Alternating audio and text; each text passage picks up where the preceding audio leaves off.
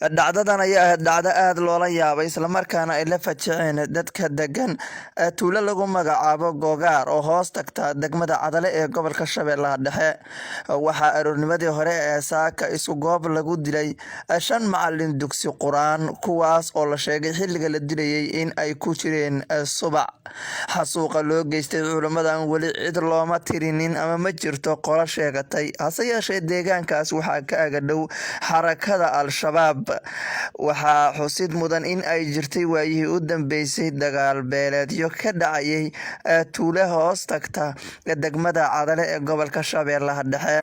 Culimmadan loo geystay dilwadareedka ayaa magacyadooda waxaa lagu kala sheegay: 1 Sheekh Daahir Xasan Cali Dheere iyo sidoo kale Macallin Ow Maxamuud Xasan Cali Dheere, 3 Macallin Maxamuud Xuseen Axmed, 4 Macallin Mukhtaar Cabdulaahi Cilmi, 5 Macallin Maxamuud Ambuure. Sidoo kale ma jirto wax war oo ka soo baxay laamaha kala duwan ee dowladda Soomaaliya iyo sidoo kale maamulka Hirshabelle. Hase yeeshee waa dhacdadii ugu horeysay oo deegaankan ka dhacda oo dadka deegaanku ay aad ula fajaceen islamarkaana ay la yaabeen.